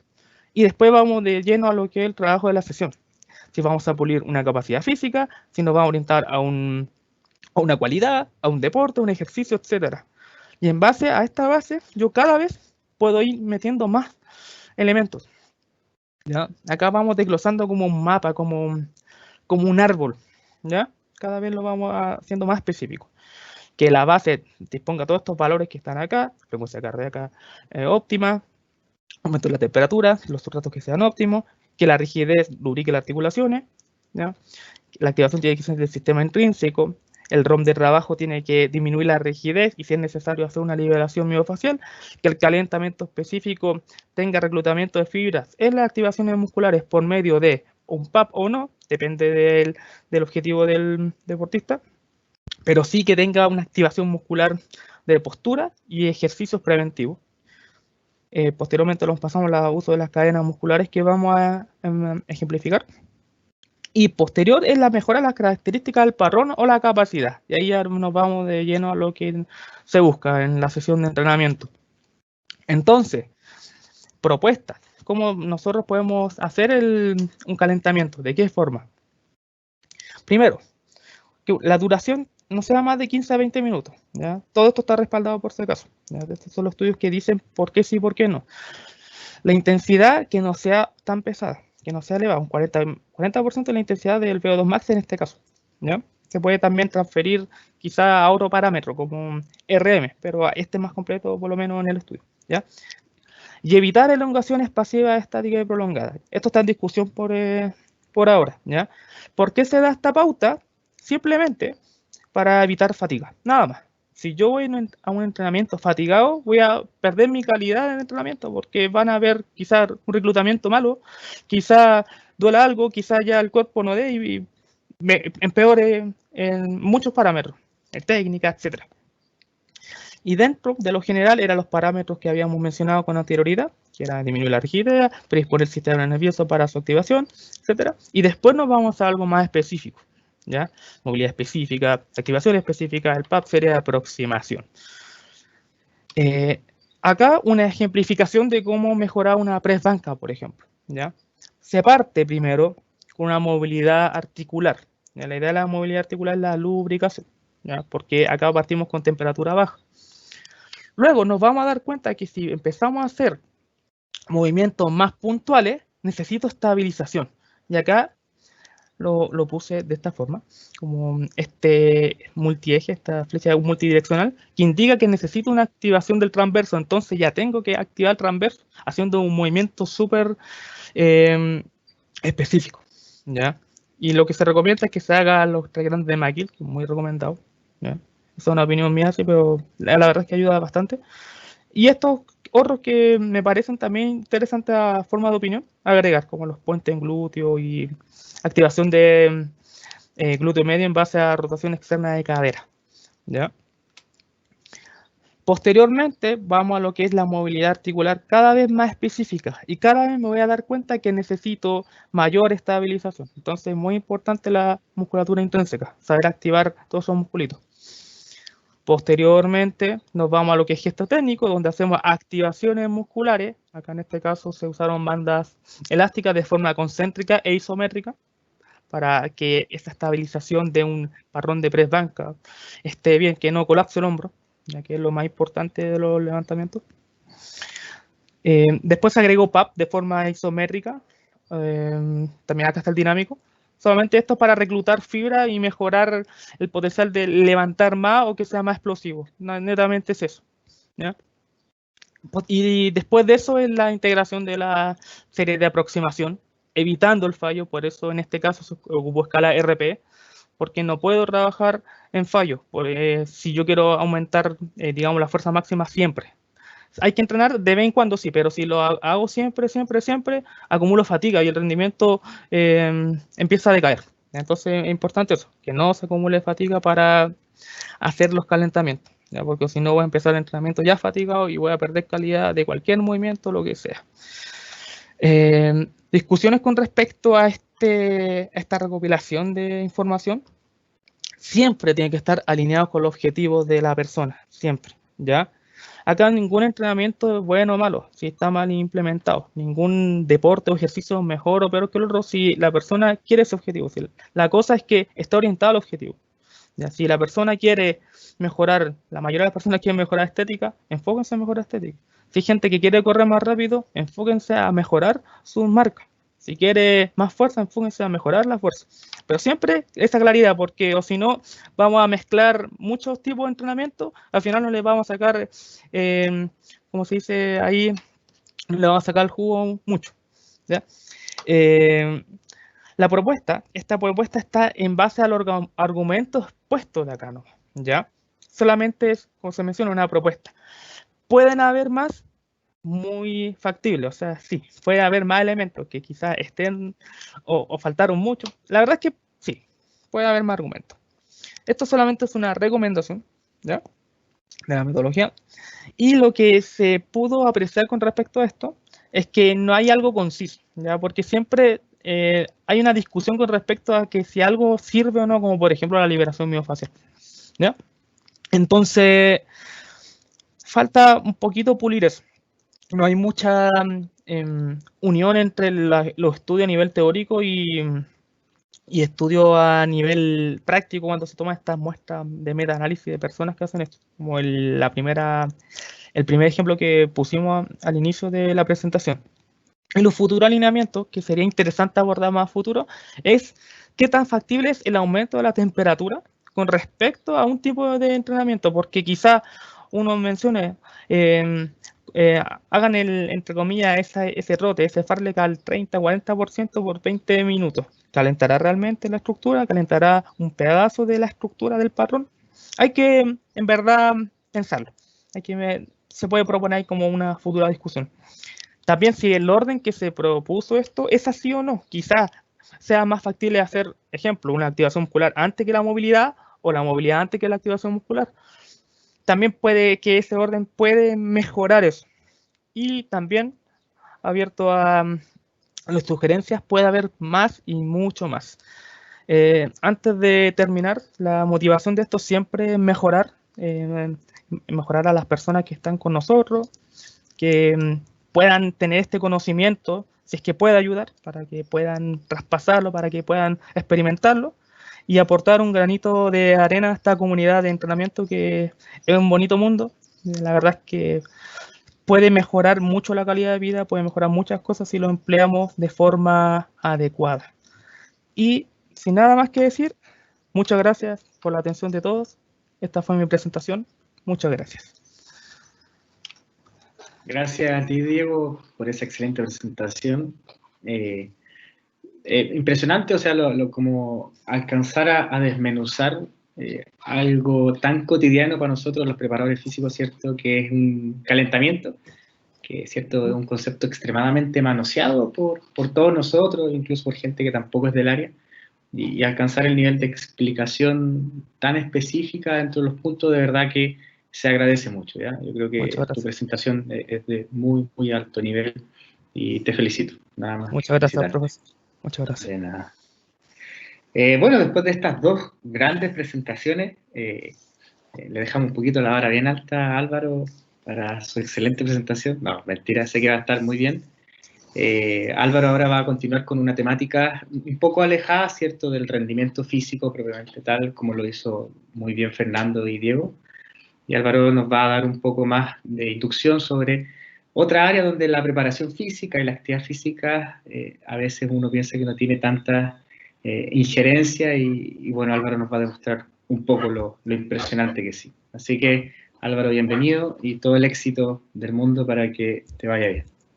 Bien, profesor, muchas gracias. ¿Se escucha, verdad? Sí, se escucha. Perfecto. En un segundo, deje acomodar esto. Bien. Bien, qué introducción, profesor. Muchas gracias. Agradecer a todos ustedes en primer lugar, profesores, compañeros, por su presencia, por su participación y sobre todo por generar esta instancia que nos permita a nosotros, los alumnos de Duoc, poder exponer nuestro trabajo final de portafolio de título. Hoy, en una plataforma virtual que de un momento a otro se convirtió en la protagonista y que en lo personal tiene directa relación con el desarrollo de mi trabajo, en el que busco a grandes rasgos desglosar y dimensionar el impacto físico que hay detrás de esta nueva modalidad de trabajo, o más bien de teletrabajo, y cómo eventualmente se relaciona con el concepto de actividad física. Desde ahí que denominé esta presentación Actividad física en el ambiente laboral, un análisis descriptivo. Bien, para que nos vayamos entendiendo, llamado introducción, estos son los temas a tratar.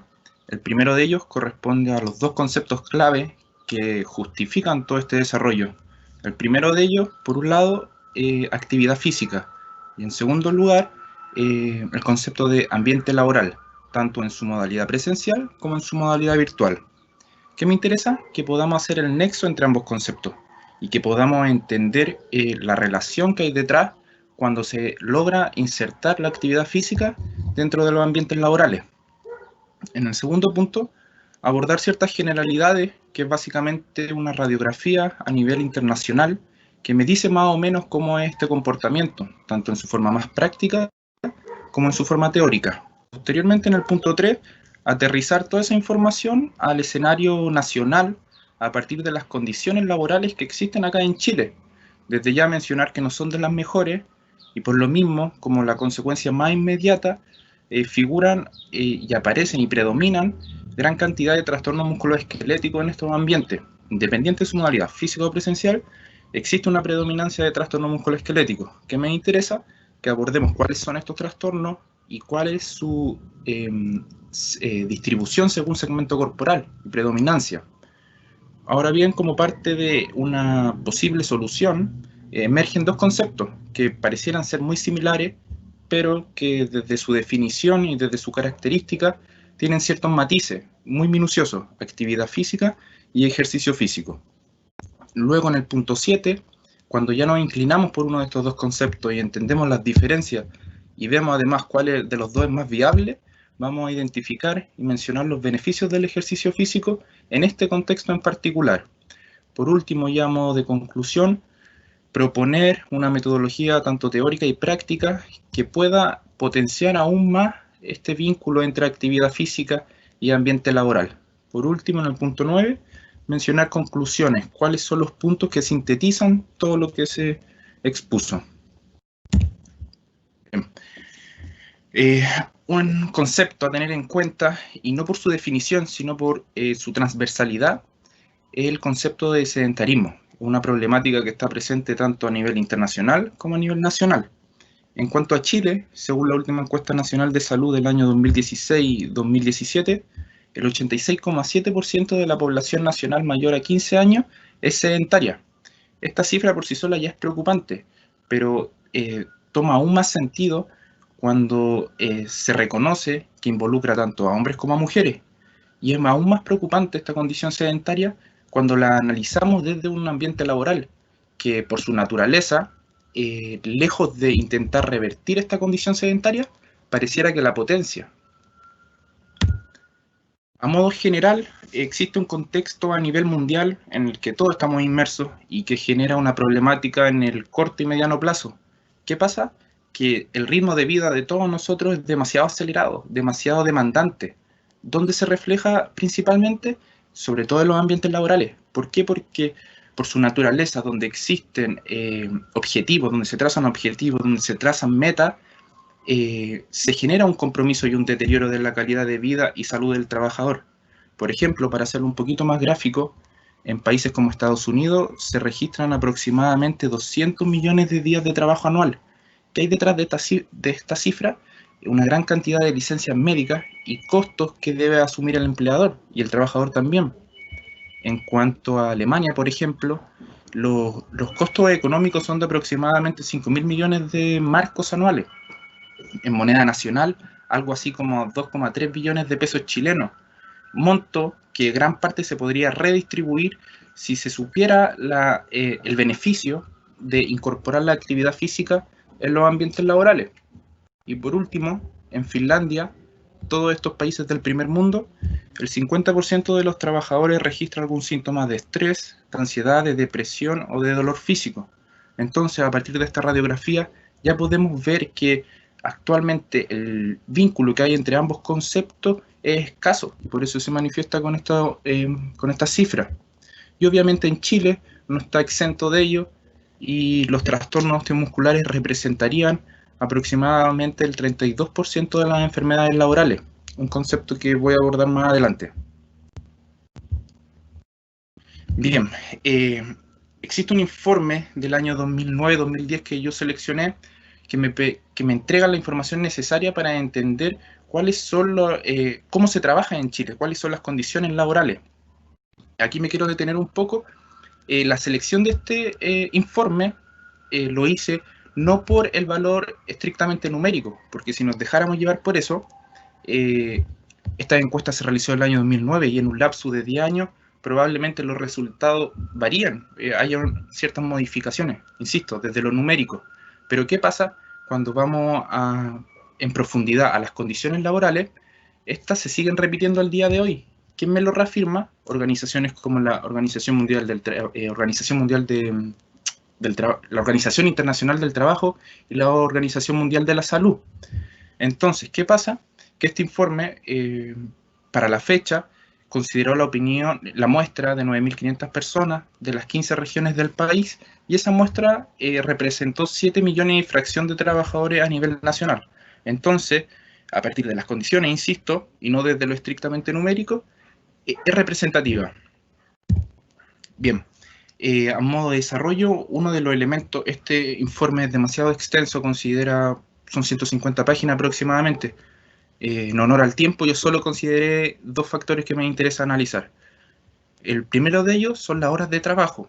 Está tanto por sexo, así como por tramo horario. En función al sexo, se declara que los hombres trabajarían en ese entonces 52,8 horas a la semana, mientras que las mujeres trabajarían 5 horas menos. Lo importante de esto es que si hacemos la distribución de los 5 días laborales que existen a la semana, un trabajador nacional, independiente del sexo, trabajaría en promedio entre 10 a 12 horas diarias. Y si a aquello le sumamos además, o lo analizamos desde el rango etario, donde a medida que pasan los años se trabajaría incluso más horas, esto es aún más preocupante. ¿Por qué? Porque por condiciones naturales, a medida que pasan los años, la capacidad física del trabajador, independiente de la actividad que éste realice, viene en descenso. Entonces, si consideramos que un trabajador nacional trabajaría en promedio entre 10 a 12 horas diarias, el carácter repetitivo de la actividad, insisto, independiente cual sea, podría generar un impacto al organismo, si es que no se cuenta con las medidas como para atenuar ese impacto. Otro elemento importante a considerar es la realización de actividad física en el trabajo según el sexo, pero ahora un poquito de forma más profunda. Se declara que los hombres realizarían el doble de actividad física que las mujeres. ¿Por qué? Porque en ese entonces, sobre todo, ahora 2020 es un poquito más permeable, habían ciertas actividades laborales que se atribuían a los hombres. Por ejemplo, actividades pesadas, actividades de terreno, actividades de carga, de movilizar carga. Entonces, naturalmente, realizan mayor actividad física. Por el hecho de realizarla, son más propensos también a padecer ciertos trastornos musculoesqueléticos. En cuanto a las mujeres, en cambio, lo preocupante de ellas es que gran parte de la muestra declara que camina bastante o que no realiza ningún esfuerzo físico, o bien que pasa la mayor parte del tiempo sentada y que camina poco. Si bien sus actividades no se relacionan mucho a actividades de terreno, sí hay un gran componente o sus actividades están cargadas de este concepto de sedentarismo que vimos. Entonces, por un lado tenemos a los hombres cada vez más propensos a padecer ciertos traumatismos, en cambio las mujeres cada vez más propensos a realizar actividades sedentarias. Nuevamente nos figura este concepto sedentarismo ahora asociado más a una idea de inactividad física. Esta inactividad física, visto desde el ambiente laboral, es preocupante porque se asocia a un deterioro estructural y funcional del organismo, generando el ambiente propicio para que aparezcan diversas enfermedades de distinta índole. Y si esas enfermedades además ya estaban presentes, lo más probable es que se agraven. Entonces, ¿qué pasa? Que se limita la capacidad productiva del ser humano en los distintos sectores laborales. Y desde lo más tangible, el sedentarismo es responsable de aproximadamente 2 millones de muertes al año, y las personas inactivas además tienen una vida 2 años más corta comparado con las personas activas, según este autor. Entonces, el sedentarismo es un foco de atención, preocupante además. Bien, en cuanto a los trastornos musculoesqueléticos, mencionar que es la consecuencia más directa de todas las condiciones laborales que se puedan encontrar en ese entonces y hoy en día. ¿Qué pasa? Que lo preocupante de los trastornos musculoesqueléticos es que cada vez está más presente y cada vez son más protagonistas. Para los empleadores, por ejemplo, significan altos costos que deben asumir, producto de licencias médicas, de ausentismo laboral o de costos que deben asumir producto de estas lesiones. En cuanto a los trabajadores, también costos producto de días laborales perdidos. ¿Qué pasa? Que los trastornos musculoesqueléticos, según distintas entidades, las consultas más frecuentes de estas molestias se atribuyen principalmente a los dolores de espalda, miembro superior y miembro inferior. Se reconoce además, según la encuesta nacional del año 2014, como el segundo problema de salud presente en el ambiente laboral. Es además responsable de un 30% de las enfermedades profesionales, concepto que abordaré creo que en 2 diapos más adelante. Y por último, constituyen 2/3 de las lesiones laborales. Como les mencioné, estos trastornos están presentes y cada vez son más protagonistas. ¿Por qué? Porque no hay una medida paliativa o un plan de acción que contenga o frene estos trastornos musculoesqueléticos. ¿Cómo se distribuyen? ¿Cuáles son sus características o su particularidad según segmento corporal y según sector productivo de la economía?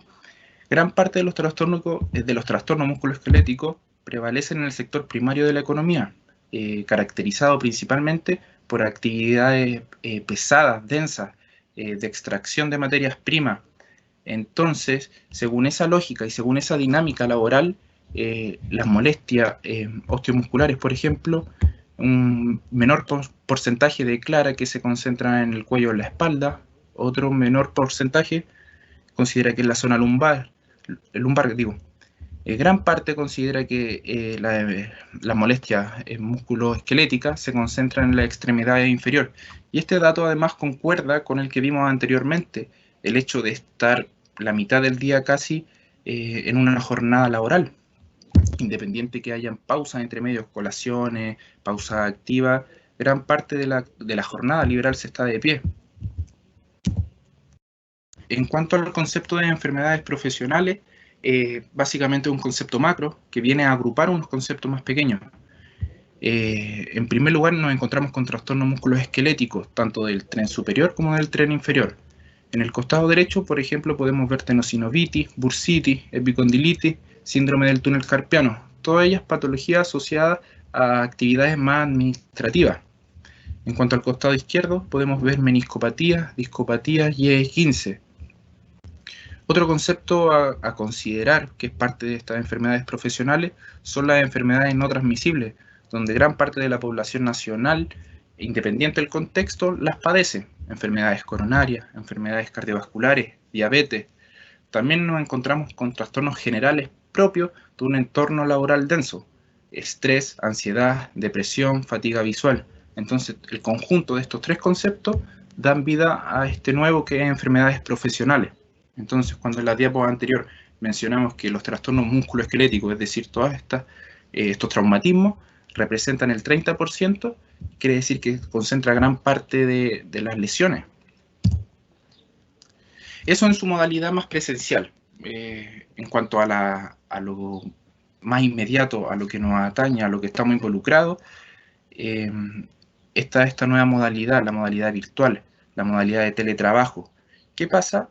Que es importante ver cómo teletrabajamos y qué implicancia hay detrás de la forma en la que teletrabajamos. Y el concepto que mejor logra definir y explicar el propósito de lo que hay detrás de esta forma de teletrabajo es el concepto de ergonomía. En primer lugar, el concepto de ergonomía se define como la disciplina científica que se encarga de relacionar, comprender la interacción que existe entre los seres humanos y los elementos de un sistema. En simple, la interacción que existe entre el trabajador y ahora en esta nueva modalidad. ¿Cuál es el propósito de la ergonomía? Que cuando logra agrupar la mayor cantidad de información en torno al teletrabajo y las capacidades de la persona, elaborar un plan de acción congruente a todo el entorno que rodea a la persona en esta modalidad. Desde ahí, mencionar ciertos antecedentes generales, que es básicamente información protocolar que me permite entender y contextualizar esta encuesta. Una encuesta que se llevó a cabo a 1.280 personas, la contestaron el 83% de ellas, algo así como 1.060 personas. ¿Qué nos dice? Que el 50% fue respondida por mujeres y el 50% por hombres. Entonces hay criterios de ambos protagonistas. Este dato es importante porque un cuarto de la población declara que vive con 4 personas, otro cuarto con 3 personas, un tercer cuarto con 5 personas y probablemente el último cuarto viva con 6 personas o más. Este dato cobra aún más sentido cuando se empieza a asociar, por ejemplo, al tamaño de la vivienda. El 30% de la población declara vivir en un hogar de 140 metros cuadrados. Es un hogar grande, donde probablemente convivir con 4 personas no afecte en gran parte el hecho de teletrabajar. Pero distinto es, por ejemplo, para el cuarto siguiente, que vive en una vivienda de 50 a 80 metros cuadrados, con, imagínense, 5 personas. Se altera la forma de teletrabajar y desde ahí, evidentemente, hay ciertas consecuencias. En cuanto a esta última información, el 25,9% de los encuestados trabajan en el sector educativo. O sea, a diferencia de lo que vimos anteriormente, la actividad productiva corresponde al sector terciario. Entonces la dinámica, la forma de trabajar, la naturaleza de ofrecer un servicio es distinto a la naturaleza de extraer materia prima. Bien, esos datos protocolares que nos permiten contextualizar cobran real sentido cuando se logra reconocer los antecedentes específicos. o bien conocer los resultados de esta encuesta. Por ejemplo, dentro de todo lo que se pudo constatar, la información más importante es que las tecnologías utilizadas para teletrabajar, el 90% indica que teletrabaja en un notebook y el 50% en teléfonos inteligentes. Desde ahí, es realmente importante saber si se cuenta con los implementos adecuados para utilizar esos implementos. Por ejemplo, el 40% declara que no tiene escritorio, un 63% que no tiene silla o que no utiliza una silla ajustable a la dimensión anatómica del trabajador. Y el 85,7% no tiene reposapiés, o sea, no se cuentan con los implementos para atenuar el impacto físico de una modalidad de teletrabajo. Y aquella información, si le sumamos además desde una perspectiva de física, esta información es la más relevante, que el 70% declara que realiza incluso menos actividad física que cuando trabajaba de forma normal. Entonces existe un descenso de la capacidad física, de las distintas capacidades. Entonces el impacto que hay detrás es mucho mayor, porque no hay nadie que lo contenga. Desde ahí es que existen unos nuevos resultados propios de una modalidad de teletrabajo.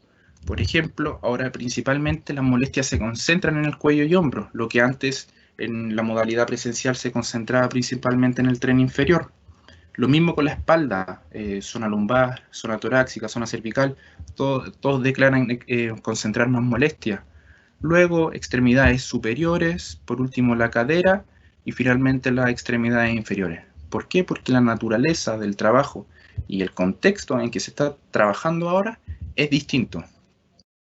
Una información importante a considerar es que quienes cuentan con una experiencia previa en la modalidad de teletrabajo presentan incluso menores molestias osteomusculares que aquellos sin experiencia, pero esto es porque hay una tarea educativa, un rol educativo de enfrentar esta nueva modalidad, pero producto de la pandemia fue muy escaso el tiempo de poder interiorizarse en esta nueva modalidad.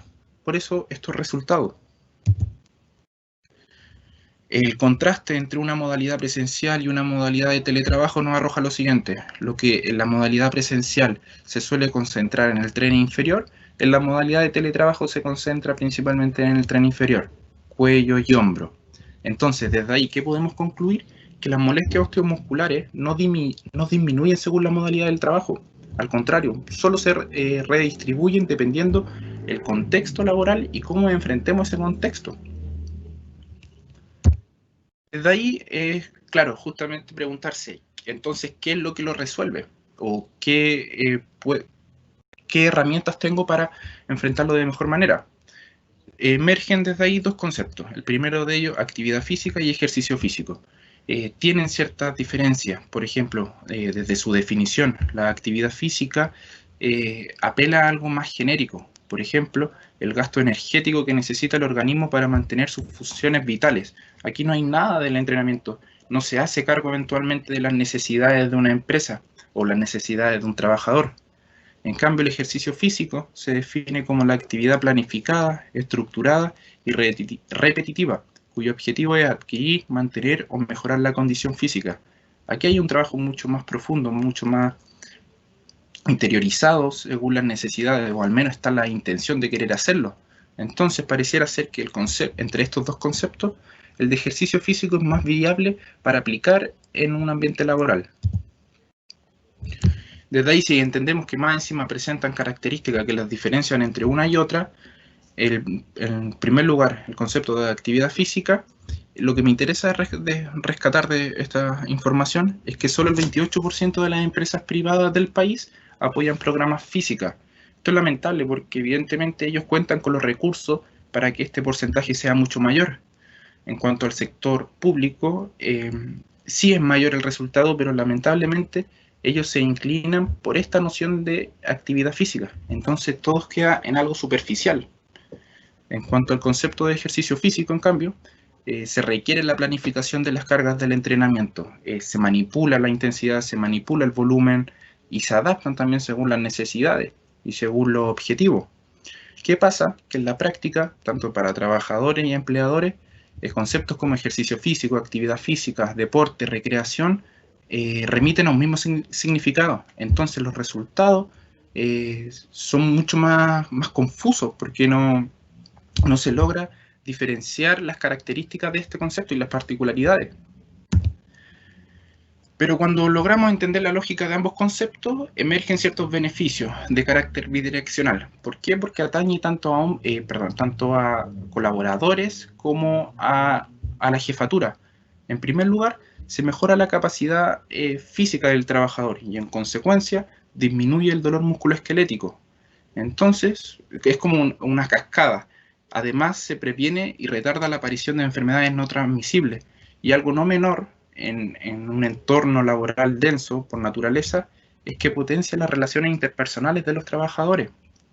Además, su efectiva ejecución disminuye la cantidad de licencias médicas producto de traumatismo, de accidente y de ausencia laboral.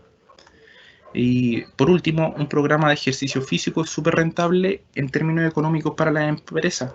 ¿Por qué? Porque significa, como mencioné anteriormente, una reducción del ausentismo laboral, aumenta la productividad, y hoy en día, donde todo es más virtual, mejora la imagen corporativa de las empresas que optan por incorporar dentro de su ambiente la actividad física.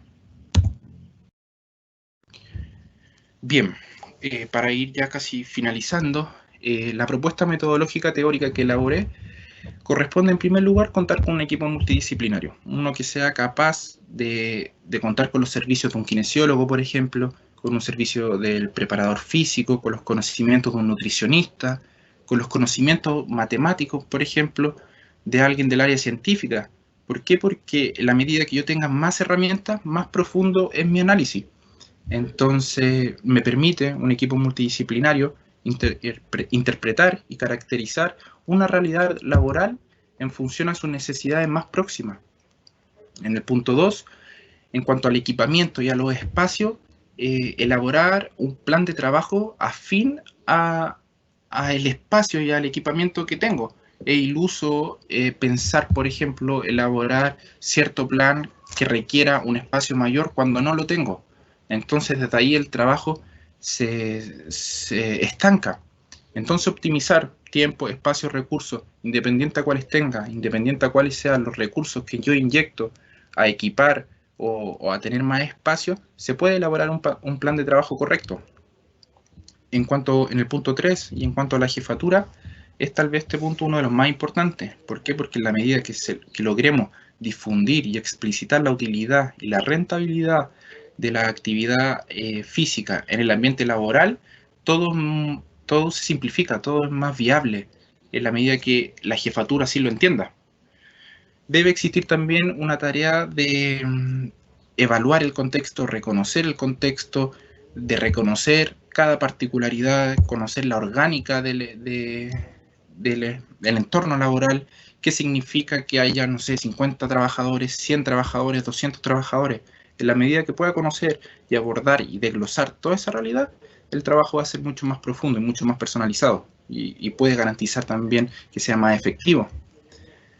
En cuanto a el último punto a rescatar, es considerar la opinión del trabajador. ¿Por qué? Porque eso me optimiza tiempo y los programas de ejercicio físico son congruentes a sus necesidades.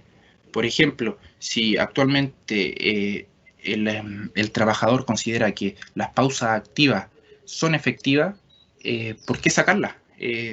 Llegar con un trabajo complementario que pueda sumar y contribuir a cómo se siente el trabajador. En cuanto a la propuesta metodológica práctica, sí o sí planificar. ¿Por qué? Porque esta planificación va a garantizar las adaptaciones que puedan ocurrir en el corto, mediano y largo plazo. Debe existir también una evaluación inicial, o sea, una anamnesis, que sea capaz de recopilar la mayor cantidad de información posible del trabajo, del entorno laboral, pero por sobre todo aspectos relacionados a la salud del trabajador. Se debe trazar también los objetivos, se deben trazar objetivos específicos, objetivos generales. Y por último se debe modernizar el criterio que actualmente tiene la empresa respecto a la idea de incorporar el ejercicio físico en su ambiente y dentro de su jornada. Por último, el concepto de especificidad es básicamente unificar todas las variables que hay dentro de un entorno laboral en función a un propósito. ¿Cuál es este? Que para los empleadores, por ejemplo, que exista mayor productividad, y en cuanto a los trabajadores, que el impacto de la actividad física que ellos realizan no sea tan perjudicial para su salud. A modo de conclusión, y para ir cerrando, mencionar los 3 conceptos clave en torno a esta presentación. El primero de ellos, reducir el sedentarismo no solo en los ambientes laborales, reducirlo en todos los contextos. ¿Por qué? Porque el sedentarismo es severo en la medida que genera un ambiente propicio para que aparezcan distintas patologías, se desencadenan, se potencian negativamente. Entonces es necesario reducir este sedentarismo. Se debe también integrar la visión tanto de la jefatura, la visión de los trabajadores, independiente del rol que tengan, independiente de la actividad que realicen, se debe aunar todas sus actividades, todas sus visiones y trabajar en función a eso. Y por último, ayer lo mencionaba el profe Mario, debe existir una tarea educativa, un rol educativo en el que el trabajador, todo lo que pueda adquirir en el ambiente laboral, lo pueda replicar fuera de él. Porque, claro, está 12 horas inmerso dentro de este contexto, pero el resto del día sigue haciendo actividades. Entonces, en la medida que logremos que el ambiente laboral se transforme en una instancia educativa, el trabajador probablemente fuera de este espacio va a seguir replicando de forma correcta lo que se le enseña o lo que se le ofrece, considerando que es un servicio. Bien, eso fue mi presentación, aspectos protocolares, la bibliografía que utilicé. Y nada, muchachos, muchas gracias por su atención, por su presencia, y a los profesores por la gestión que hubo detrás de toda esta plataforma. Eso, muchas gracias. Gracias, Álvaro, por la presentación. Muy buena presentación. Y un poco yo creo que lo que demuestra Álvaro y la habilidad que tiene es que la preparación física, como no solamente tiene que estar ¿cierto? A la revisión bibliográfica o aspectos deportivos o en aspectos de salud o en aspectos también orientados, por ejemplo, al gimnasio comercial, sino que yo creo que lo interesante de la temática de Álvaro es que logra abrir, ¿cierto?, un campo que, si bien es cierto, existe una exploración de la actividad física, pero aún siento yo, y según lo que tú mostraste claramente, hay una gran cantidad de posibles proyectos, de posibles aperturas de nuevos proyectos que se pueden realizar. Así que felicitaciones, Álvaro, muy buena presentación. Gracias.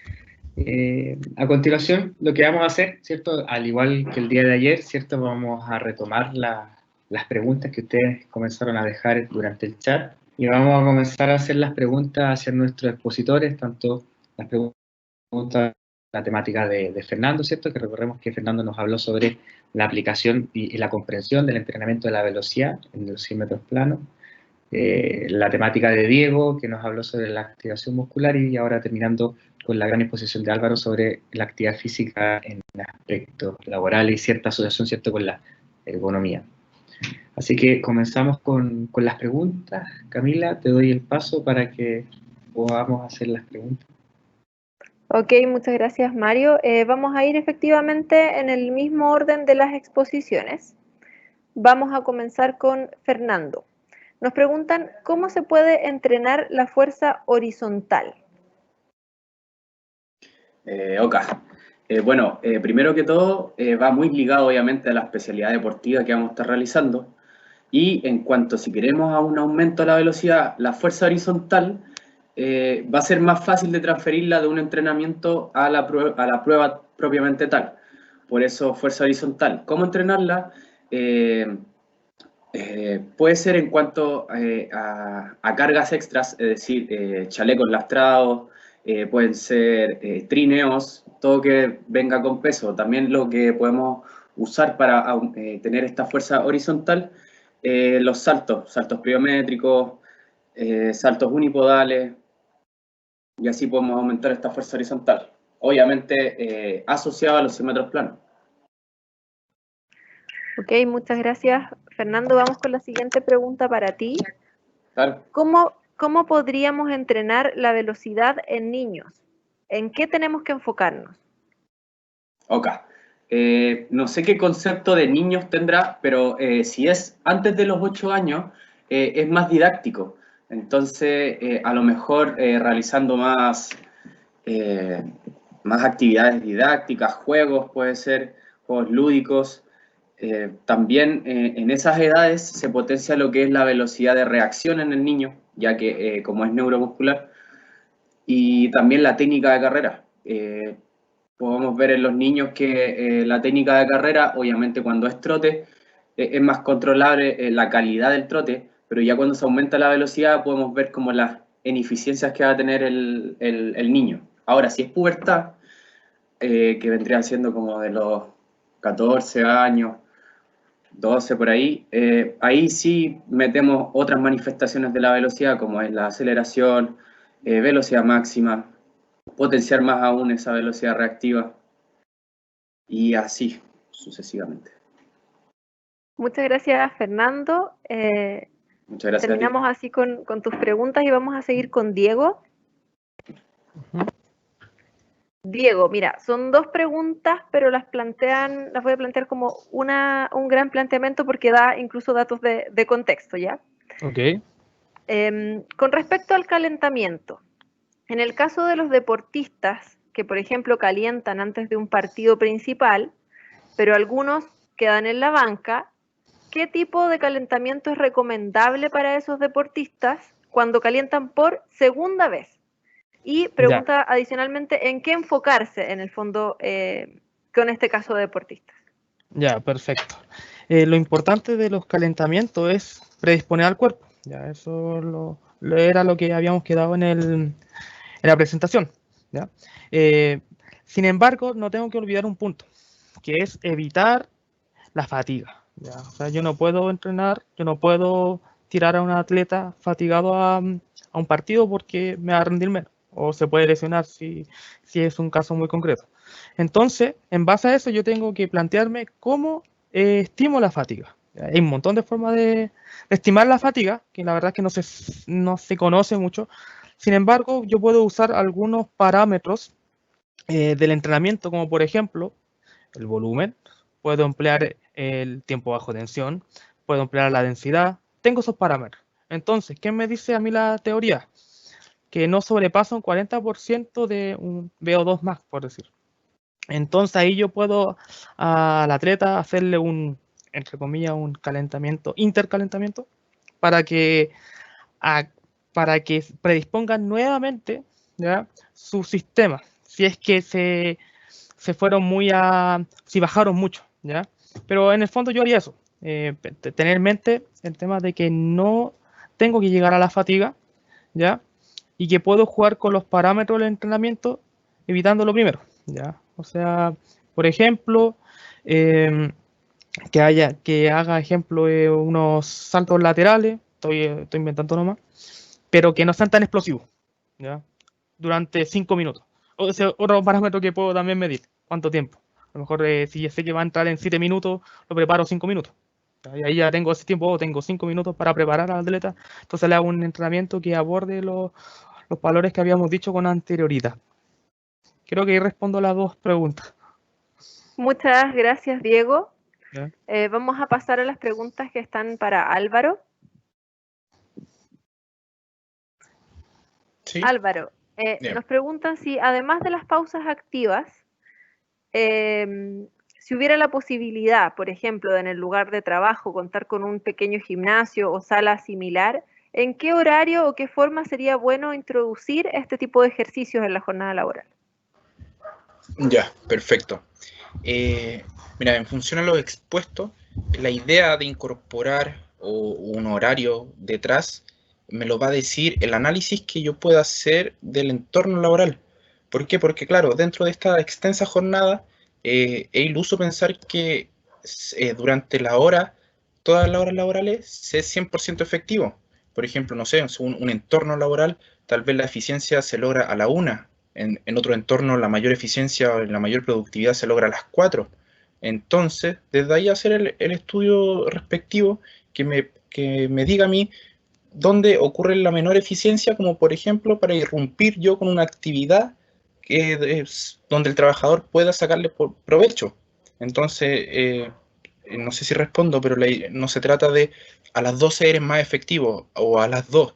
Esto va a ser totalmente relativo a partir de la información que yo pueda obtener. Eso. Ok, muchas gracias, Álvaro. Y la siguiente pregunta para ti es, ¿qué capacidades físicas recomendarías para trabajar en un trabajador que no hace actividad física? Ya. Mira, el hecho de las capacidades, yo creo que la pregunta va más orientada hacia el orden de las capacidades físicas. ¿Por qué? Porque, claro, no va a ser contraproducente trabajar la capacidad física de la fuerza, la capacidad física de la velocidad. Eso sí hay que ver cuál de todas, en primer lugar, es más útil para las necesidades de los trabajadores. En lo personal, yo me inclinaría, por ejemplo, para la capacidad física de la resistencia muscular y resistencia principalmente cardiorrespiratoria, que me permita a mí lograr cierta adaptación en el corto y mediano plazo, sobre todo al final preocuparme de la productividad, pero antes preocuparme de la salud. Y es la resistencia justamente, y a partir de su intensidad y sus consideraciones, la capacidad física que me lo permite. Eso. Muchas gracias, Álvaro. Mario, volvemos contigo. Gracias, Camila. Bueno, a continuación, igual me gustaría hacer algunas preguntas asociadas, ¿cierto?, con la parte más actitudinal del proceso de portafolio, y quiero partir contigo, Fernando, y un poco citando a tu compañera ayer, ¿cierto?, a Alondra, que decía, le pregunté yo que cuáles recomendaciones les harían ustedes a sus compañeros, ¿cierto?, que van a entrar a este proceso de portafolio. Y Alondra decía, y destacó mucho el tema organizacional, ¿ya?, que se organizaran en los tiempos, en los horarios. ¿Qué opinión nos podrías dar tú con respecto a eso, Fernando, y qué recomendación le darías a tus compañeros? Bueno, primero que todo, fue un portafolio diferente, debido a que fue más online todo el tema, los trabajos también online, la presentación online. Entonces igual es un cambio. Espero que los del otro año, si es que les llegase a tocar así, van a tener mucho tiempo para ustedes, o sea, van a tener tiempo para buscar esa información, elegir, eso es importante, elegir un tema que no les sea molestoso buscar información de ese tema, cosa de que al buscar ese tema lo hagan con ganas, buscar buenos servidores a donde encuentren esa información, Servet, PubMed, Google Académico, que igual son buenas fuentes. Pero más que nada eso, que encuentren un tema que les llame la atención, que les sea divertido buscar información, porque así se les va a hacer todo muy fácil, hasta la misma presentación. Yo creo que más eso, profe, como dato a los que siguen en el portafolio. Gracias, Fernando. Sí, un poco yo creo que como profe genero un poco la misma recomendación. O sea, al final un poco en portafolio ustedes tienen la oportunidad de hacer lo que les gusta. Así claro. Que muchas gracias, Fernando. Y siguiendo en la misma línea, Diego, de forma más actitud, de forma bien personal a ti, ¿qué es lo que a ti te hubiese gustado revisar en portafolio, o qué es lo que tú, generando, ¿cierto?, una crítica constructivista al proceso, que te hubiese gustado ver, o faltó algo? Bueno, a menudo que iba avanzando los temas, ya, los subtemas en este caso, siempre me iba apareciendo más información, y cada vez más información, era mucha la información. Entonces, cada vez lo que me pasaba muy habitualmente, terminaba de redactar, digamos, una parte de algo, y decía, chuta, tengo más temas que podría explicar, ¿ya?